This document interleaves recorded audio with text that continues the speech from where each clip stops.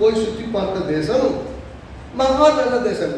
அப்ப கர்த்தர் நமக்கு தெரிந்தெடுத்து கொடுப்பது, அதை சுதந்திரிக்கிறவனுக்கும் சரி, சுதந்திரிக்க மறந்தே போறவனுக்கும் சரி, கர்த்தர் சொன்னார்னா அது உண்மை அப்படிங்கிறது கட்டத்தில். கர்த்தர் நமக்கு கொடுக்குற வாழ்க்கை நல்ல வாழ்க்கை. கர்த்தர் நாம தெரிந்தெடுக்கிறதில்ல, கர்த்தர் நமக்கு தெரிந்தெடுத்து கொடுப்பது.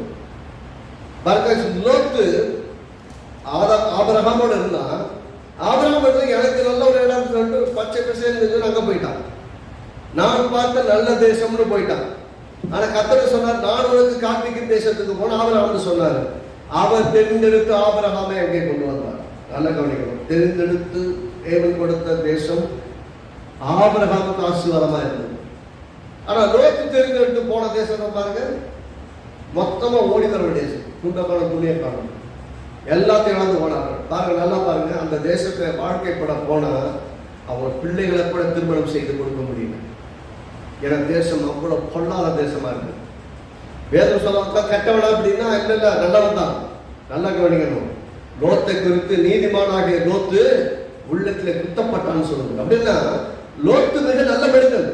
ஆபிரகாமுக்கு விசுவாசத்தோடு கிளம்பி வந்த மனிதன். இந்த மனுஷன் எங்க போறான், இந்த மனுஷனோட போனா நம்ம வாழ முடியுமான்னு தெரியாது. ஆனால் இந்த ஆபிரகாமை அழைத்த தேவன் உண்மையுள்ளவர், என்னை ஆசீர்வதிப்பார் நம்பிதான் கூட வந்தான்.